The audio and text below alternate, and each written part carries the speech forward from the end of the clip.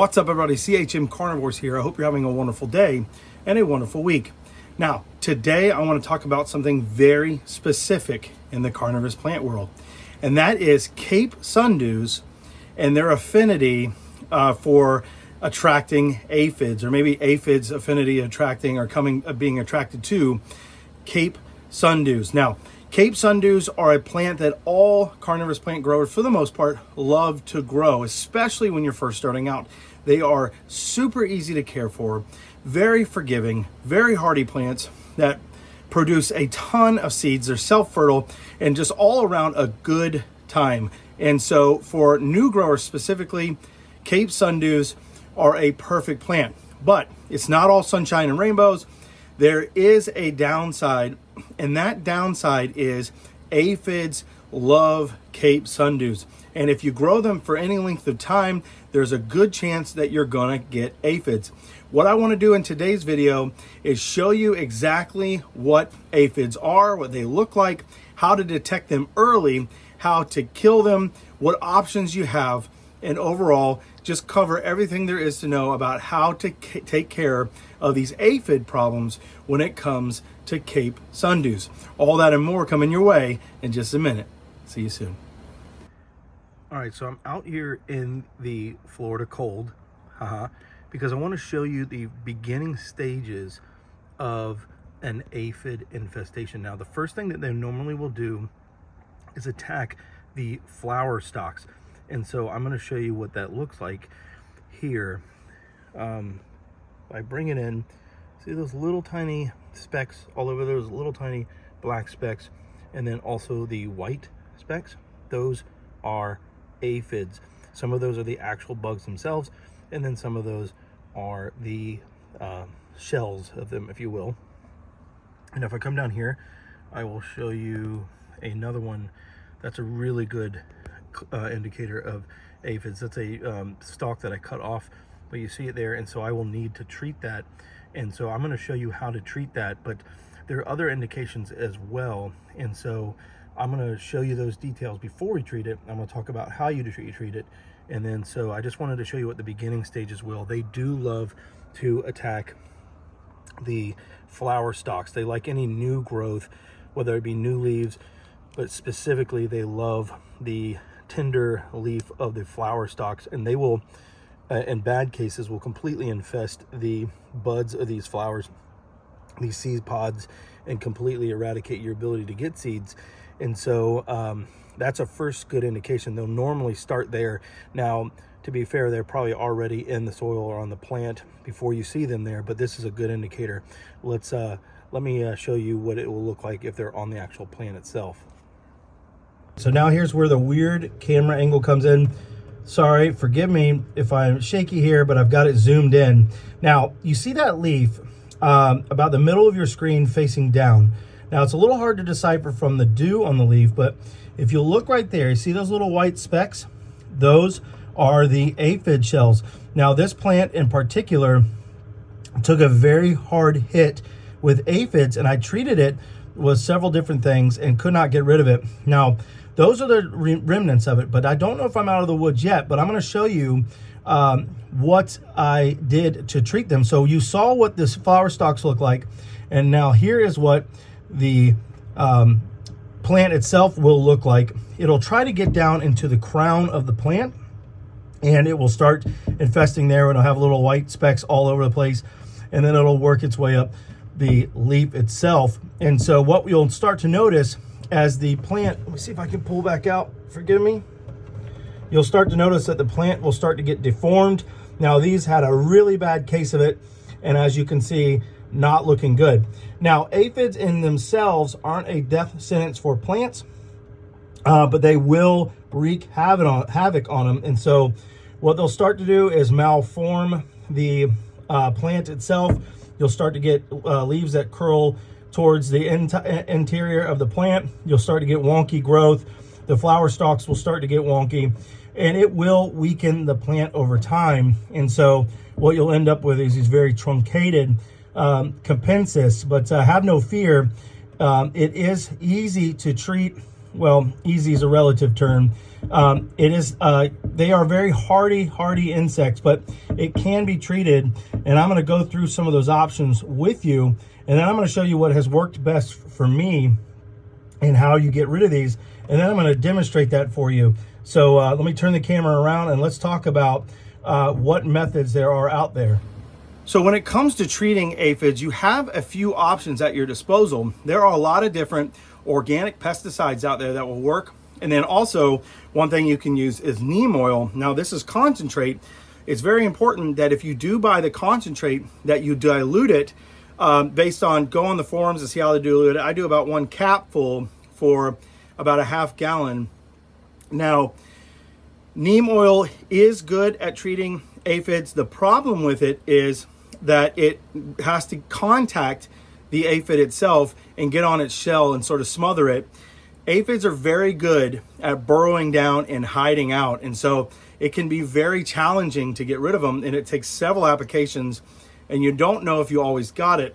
The other issue that I've noticed with neem oil is it will burn the tentacles on the capensis pretty bad, especially if given like a photo period. So if you are going to use neem oil or any of these pesticides other than this, I always recommend to spray it when you are turning off the lights in your grow tent or just before dark, and that way they don't burn any sort of any photos. They don't burn any with any of the photo light or photo activated.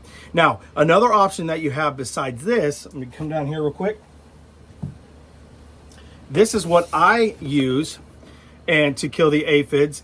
And this is what I've gotten off of Carnivorous Plant Nursery. I've seen it on several forums. I was nervous to try it, but I thought I'd give it a shot, and it has actually worked very well. I have found it to be less caustic than even neem oil as far as burning the plant. And I have treated those plants a few times already, I'd say 3 times. And while you still see a little bit of the shells, those plants were covered in aphids. And so this has worked very well for me. Always do your research and find out, but this has worked very well. And like I said, I like to spray it right before the lights go down in my grow tent, or if it's outside right before the sun goes down. That way it doesn't burn with the sunlight. Now, the other option that you have is a dunking method. And with the dunking method, it's exactly what it sounds like. You submerge the plant in hot water and you leave it there for a day or two. Now, this will wreck the plant. So just understand that when you do this plant is going to look very, very sad, but it will drown those aphids. It doesn't have to be scalding hot water, just warm water, and it will get rid of those pests. Now, it may not get rid of all of them, and it'll take a day or two of submerging your plants for that to get taken care of. Now, the good news is capensis are very, very hardy. I have not tried that method, to be honest with you, because I found that spray that I just showed you a minute ago to be very, very good. Now, let's go ahead and turn the camera around, and I'm going to show you how to apply the spray in that way that you could treat the plant and not be so scared of what if you get on the tentacles, that kind of thing. Let me turn it around.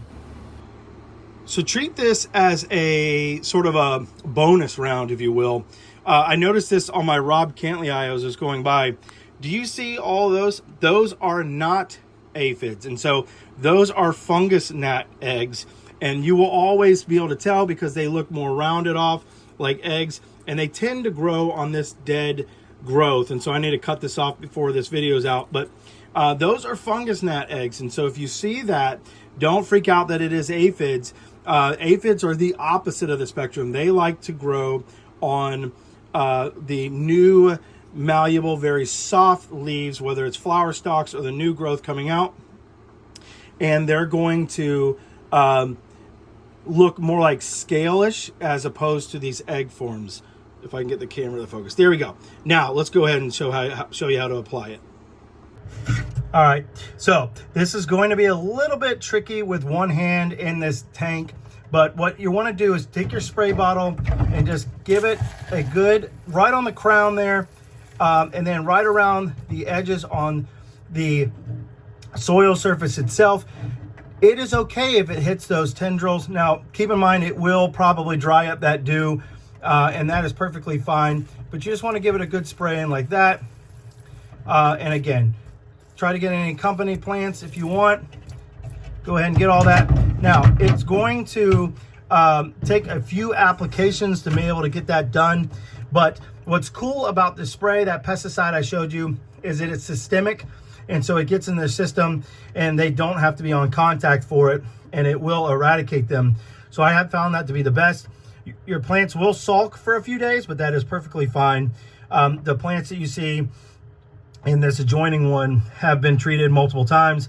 And while they don't look great, they are not covered in the aphids that they were. So that is how that you would simply do that. You do not have to be overly cautious.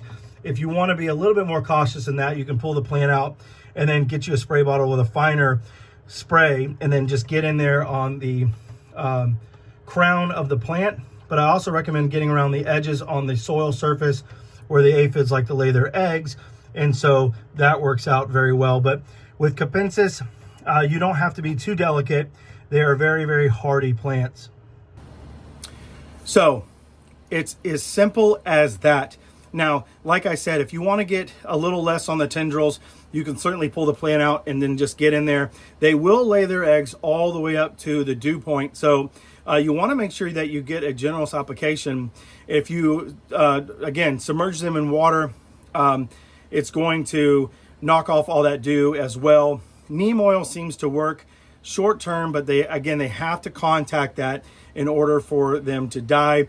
The pesticide spray that I use that I showed you earlier is systemic, and so that tends, in my opinion, has worked very well for me.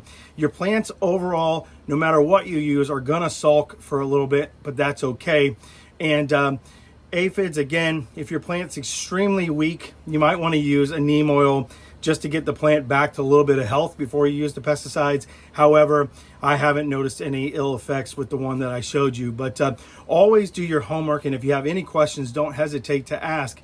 I'm always here to support you. Now, again, Cape Sundews, or that plant, that iconic carnivorous plant that everybody wants to grow, and I highly recommend it. It is a very easy, very rewarding plant, but it is important to note that they do attract those bugs. But hope this video helps you be able to take care of them. Do not fret. It is not a death sentence for your plant. It is easier to treat. It will just take a few applications, but you'll be able to get it. I hope you have a wonderful day and a wonderful week. I'll see you soon. Bye-bye.